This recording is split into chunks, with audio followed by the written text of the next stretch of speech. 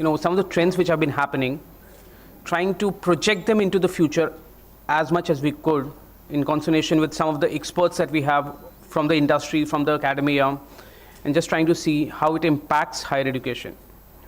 Because if you look at the way the jobs have evolved over the years, globally, till around 1500s, and in case of India, globally before the Industrial Revolution, and in India, before independence, we really had a very primary economy.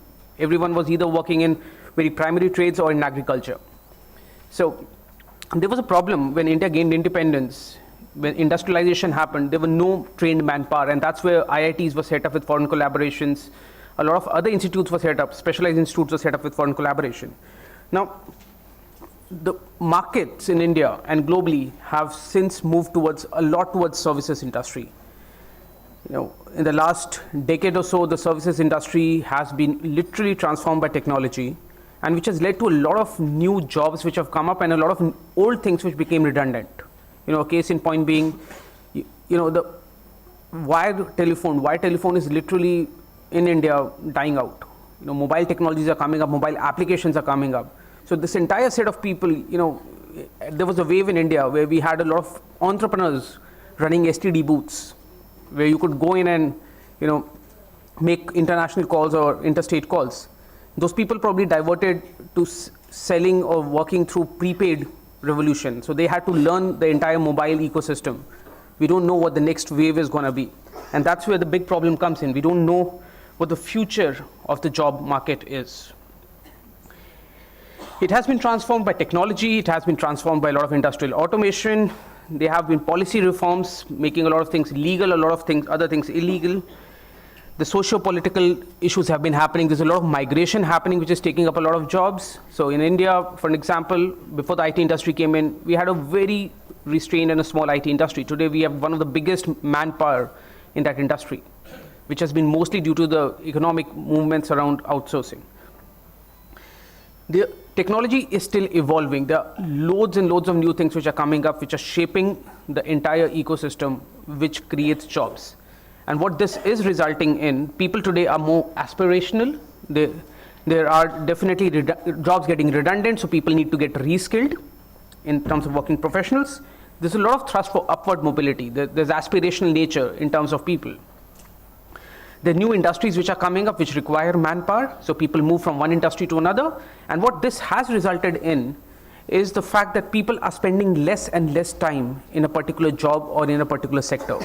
So while around 30 years back, an Indian who got into a job post-graduation will probably retire from that job.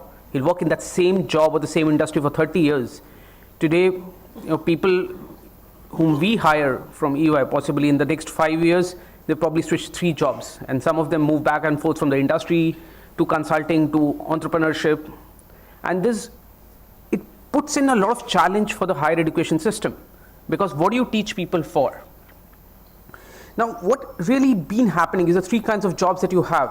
There's the skill-based, manual, hand-driven jobs that you had. You have the rule-based or the entry-level white-collar jobs which are there, and a lot of research, analysis, decision-based jobs. In the first wave of industrial automation, a lot of these skill-based jobs got automated. So the entire assembly lines literally got automated. So where we had 50 odd people, probably 2 people sitting in a control room could do that. There was a huge movement on this side. So instead of having multiple security guards, you could probably work with sensors and CCTVs. So a lot of jobs are being lost in this particular space. However, the biggest impact which has come in with technology coming in is in the rule-based segment, where you had a very clear defined process. Somebody had to make a call whether the process has to move in one direction or the other, and this is something which has been taken up by technology altogether. So today, in the advanced economies, we don't really have tellers in banks. You only have ATM machines, and probably India is moving to a similar system. Leave out the last 2 days that you had, where everyone had to go back to the bank. But besides that, we are moving to a more technology-oriented system. Even the IT industry or the technology jobs, which were the sunrise sectors, are moving off. So the BPO industry is now getting more and more automated. That was one sunrise sector in the country. The technology, the coding jobs and the testing jobs are moving to automated bots. So people, as a result, what is happening is people in the rule-based area have the highest susceptibility to lose their jobs to something which is either machines or which is a software. And so a lot of jobs are moving towards the analysis based and newer aspects in the skills based. What does it mean for the student of today? What it means today is, if I'm a student in a college, there's quite a fair chance that by the time I graduate, the job that I get into does not exist today. So the entire theoretical courses or the hard skills that I learn in the college become redundant for me. There's also a fair chance that the job that I'm preparing for example, I'm trying to become a mechanical engineer, possibly by the time I get into the workforce, the mechanical engineering stream is going to change altogether. I'm going to probably be using a lot of more instrumentation, so the entire theoretical stuff that they study is not required. So it's required for these guys not to be tied down by one particular course or one particular program. They need life skills. They need analytical skills. They need to be able to question, understand, break down complex problems into easier problems and probably work on them. So the life skills, the soft skills are the major factor that needs to be inculcated into the higher education system today, the way they are not as of now, at least in the Indian system. What I am trying to suggest as a model for higher education is based on a perspective which looks at the world from below. Future of jobs may change from the top, but the nature of work from below continues quite unchanged in many parts of our country and around the world. The purpose of higher education, we have been debating since yesterday, is not just learning to do, but also learning to be. And a lot of our curriculum and pedagogy in higher education is currently designed to prepare students learning to do as opposed to learning to be. And learning to be, if I may submit to you, cannot happen inside the classroom. For learning to be, higher education has to take an engaged stance, a stance by which it conducts its teaching, research, and service missions in an engaged stance, engaged in the real world, engaged with the communities around, and engaged with the challenges of our times.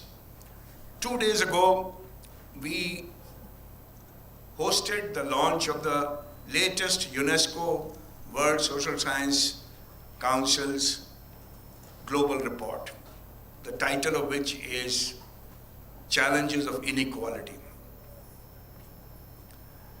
That inequality has grown around the world, including in our own country, here in India, is not just a matter of income and consumption. It is also a matter of relationships across communities, a matter of voice, it's a matter of geography, and it's a matter of knowledge. Whose knowledge counts has become far more problematic today than was the case 2 decades ago. In an engaged higher education system, therefore, we would have teaching in an engaged fashion, which means it will not only include activities that are done in the classroom for discussion and reflection, but also teaching in the real world.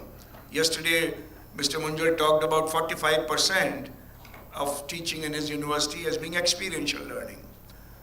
And experiential learning in the real world, in the world around you.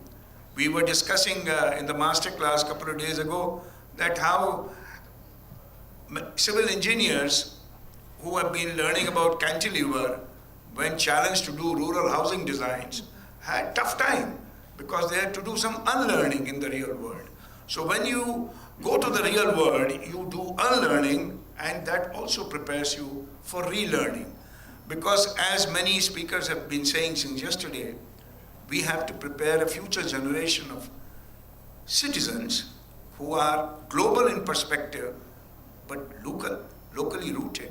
They are able to have the capacity to learn. So learning to learn can only happen in an engaged stance. It cannot happen in an inward-looking, closed stance.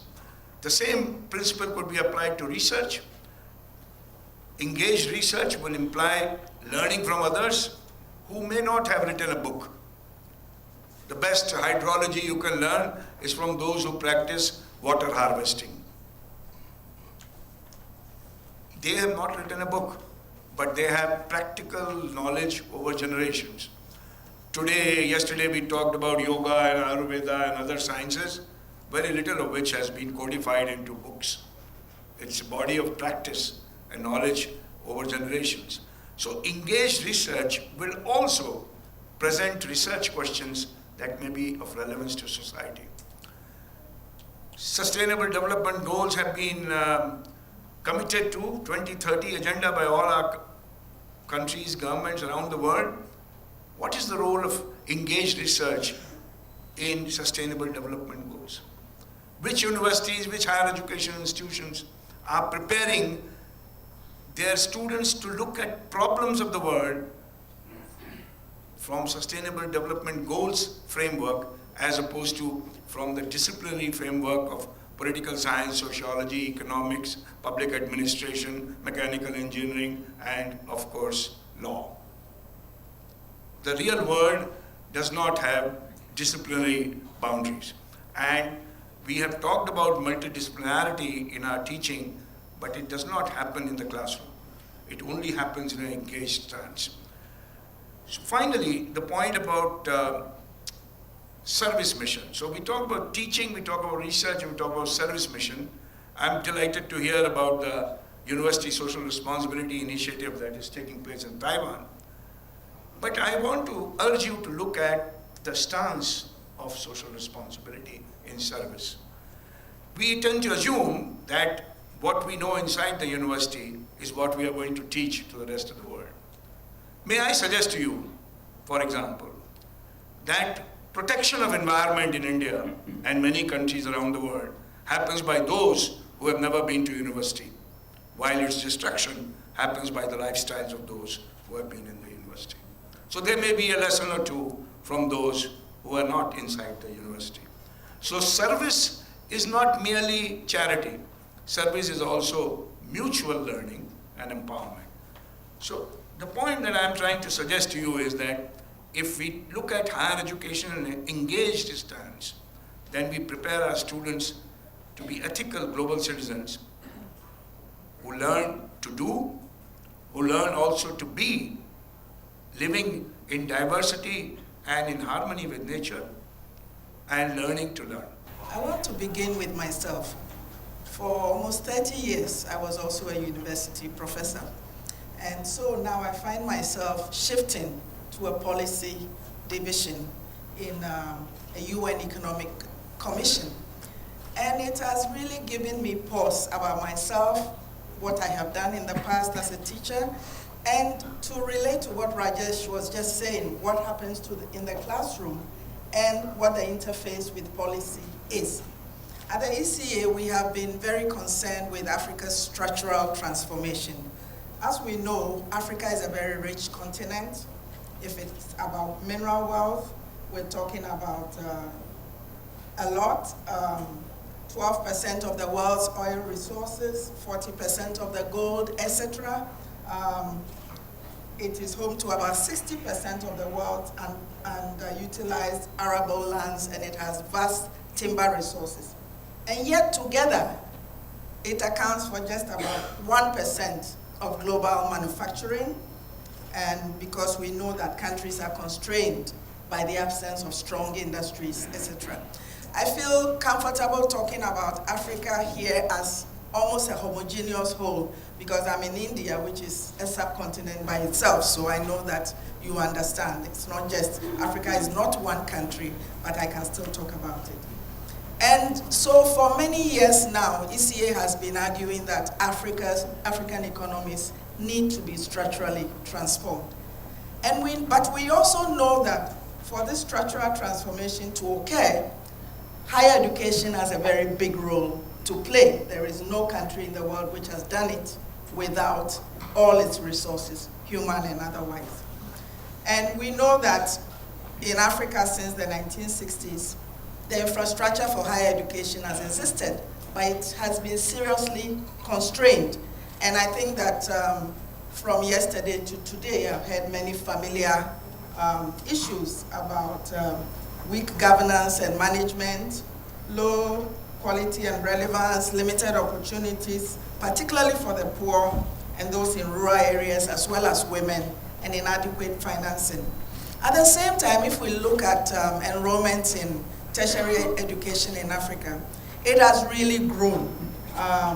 It's grown faster than any other region in the world in the last 4 decades. And yet, at the same time, higher education it's only the enrollment in higher education across Africa, it's only 6%. Yesterday we heard in the morning from the Director General in the EU talking about the 40% enrollment that they were targeting, and the fact that they are currently at 38%, they are hoping to get to 40% by 2020. So clearly there is a problem here that Africa has the lowest gross tertiary enrollment figures in the world. And similar to India, we have a huge youth bulge. We have a huge youth bulge, and many countries are struggling to create jobs for the increasing numbers of young people who are joining the job market each year. For instance, it is estimated that in the next 10 years, Africa will need to create 110 million new jobs to absorb the current and future labor force. So we cannot isolate what is happening in education, in higher education, from what is happening in the economy as a whole. And it means, therefore, that Africa needs to make strategic investments in the education of its youth if the continent is to harness this readily available resource for development. I'm a professor of industrial engineering and management at the Technion, which is Israel's Institute of Technology. We call ourselves the MIT of Israel. And we have a good foundation for that. To sort of contrast to the previous speakers on this panel, I probably represent the smallest country in this conference, perhaps the smallest country in the world that has had such a large, huge impact. Just to give you a frame of understanding, we have a population of less than 8 million, or around 8 million, out of which we have about 400,000 students. And we have over 20 colleges or institutes of higher education. So you can do the mathematics comparing to the other countries. And I am assuming that a lot of the people in the audience have heard about the high impact of the Israeli economy, and especially the Israeli entrepreneurship culture and its influence on the world. As Steve Jobs recognized, Google was actually declared in Israel. Google employs a huge percentage of Israeli trained people. This relates, I think, to the topic of this session. The title that was given to the sort of broad framework of this conference is Learn in India, Learn for the World. And I'd like to suggest that we should reverse that and talk about learn from the world, learn for India. The world is big, and what we now have these days is huge amounts of opportunities for people to learn from the world rather than in the classroom, rather than from their professors. Now, this is a huge challenge to those of us who are professors, myself included.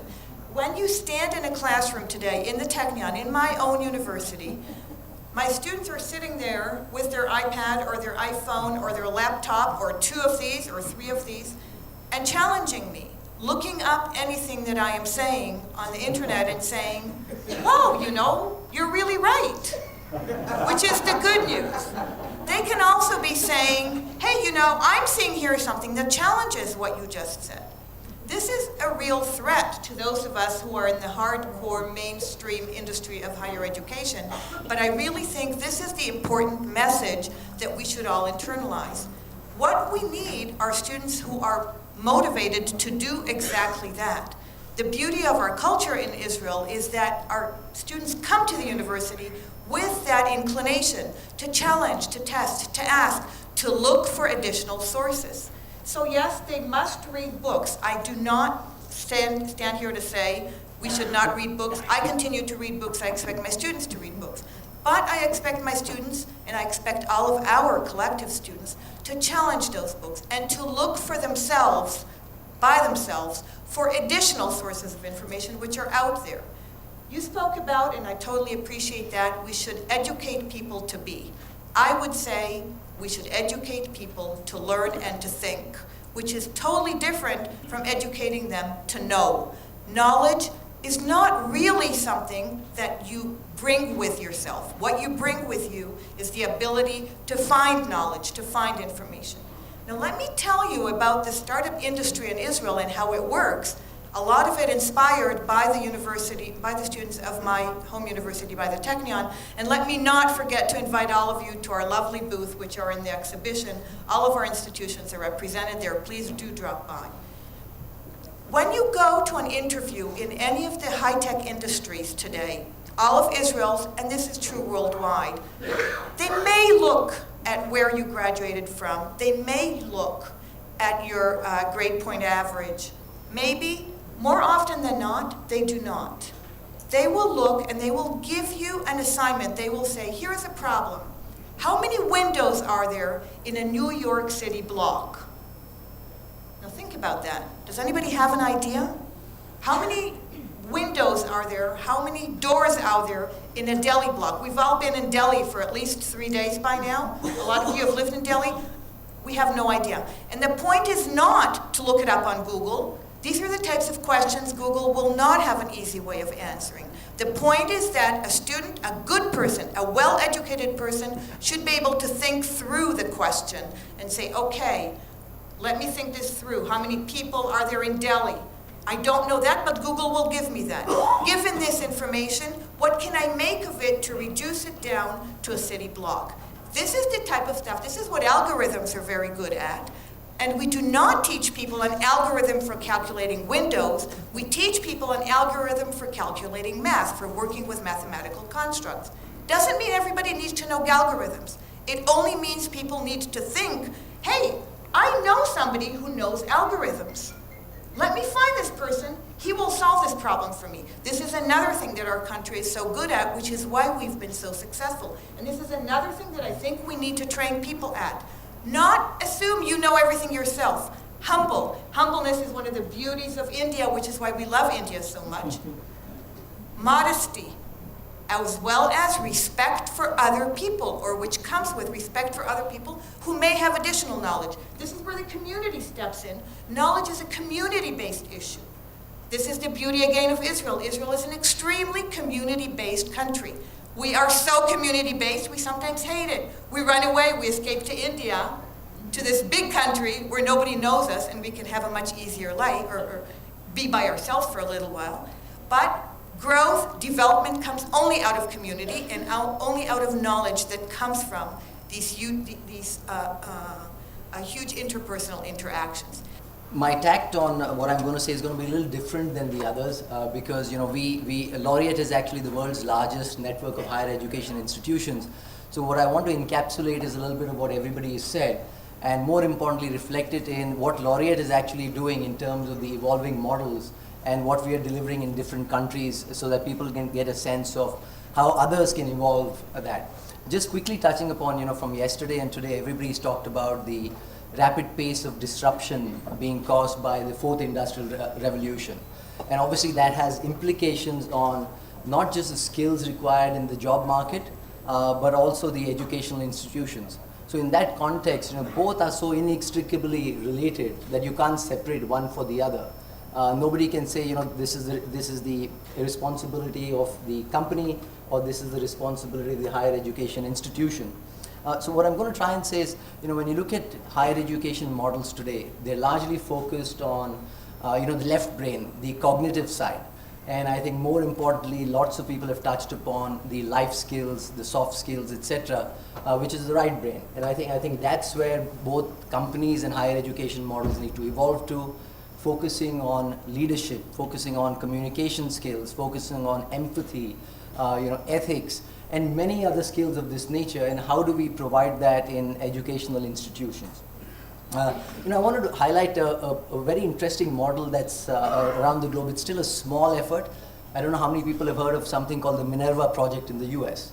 It's a fascinating model where what they provide is 4 years of undergraduate education in 7 different countries around the globe.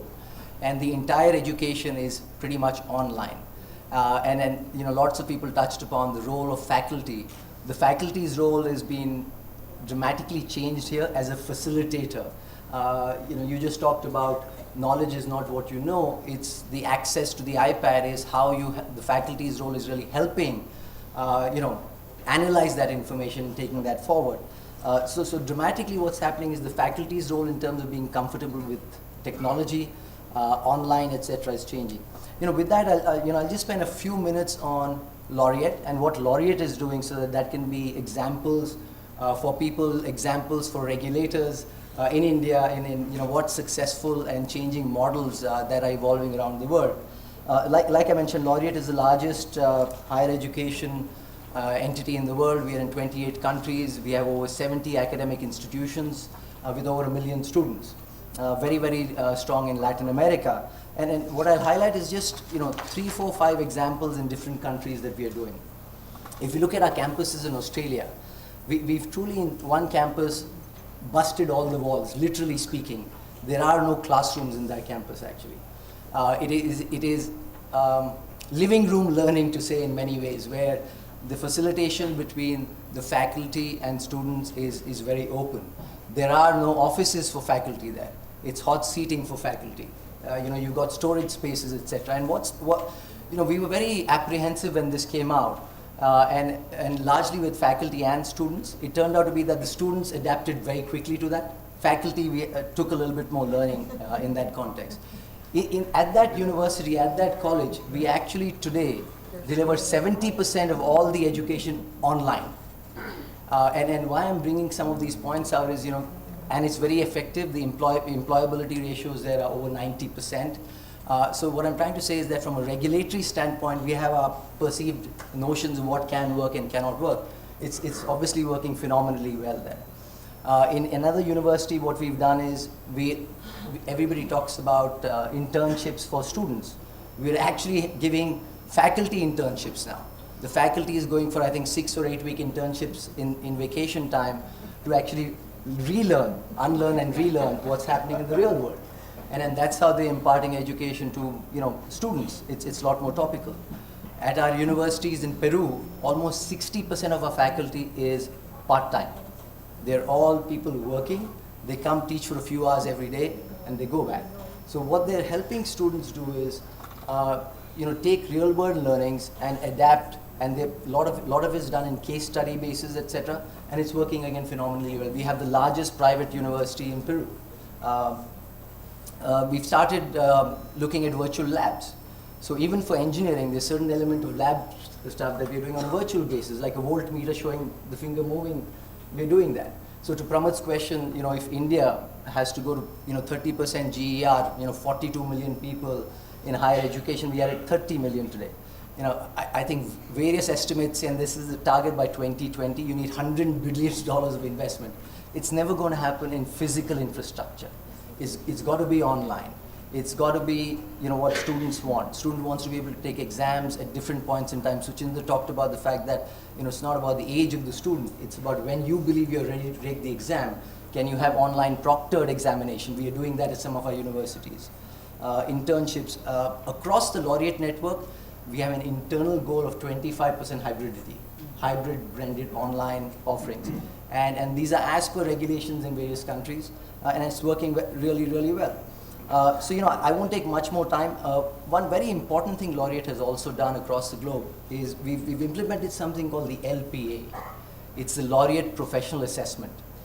We've listed out with the third party 20 or 30 key competencies that are required from a soft skill, life skill standpoint. And for different markets, we are saying which are the 4 or 5 key competencies that we need to impart in our higher educational institutions. So it's not one size fits all. And we are now going to have these assessed in year 1 and year 4 by outside third parties to say how is the students' learning going? Are they ready for leadership? Are they ready for empathy? Are they ready for adversity and diversity, etc.? So I'm sharing this so that people across the room can look at what models work. And these models for us are working in 28 countries. Many countries are like India, might not be in scale and size of people. We are the largest private education provider in a country like Brazil, 250,000 students. It's working there. It's working in Peru, it's working in Chile, it's working in South Africa. Monash, South Africa is part of the Laureate network. It's working there. So with that, I'd like to just wrap up by saying, higher education models need to evolve. We are doing our own part in a small way yet. I think there's a long way to go. B2B partnerships in terms of skilling, very, very critical for the industry-linked delivery models. MOOCs are changing the requirements. MOOCs are changing the approach of students.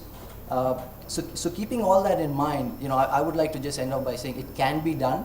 I think we just need a facilitative regulatory environment. And then what I'd urge is, would love to engage more with the regulators even in India, to take them to Brazil, to take them to see our higher education institutions across the globe, our medical and allied health sciences institutions, where we've done away with cadavers. We do all dissections largely on robotics, etc. And it's working. It might not have the soft, feely touch that you have, or gross touch. I don't know what to say, but it does work. So thank you.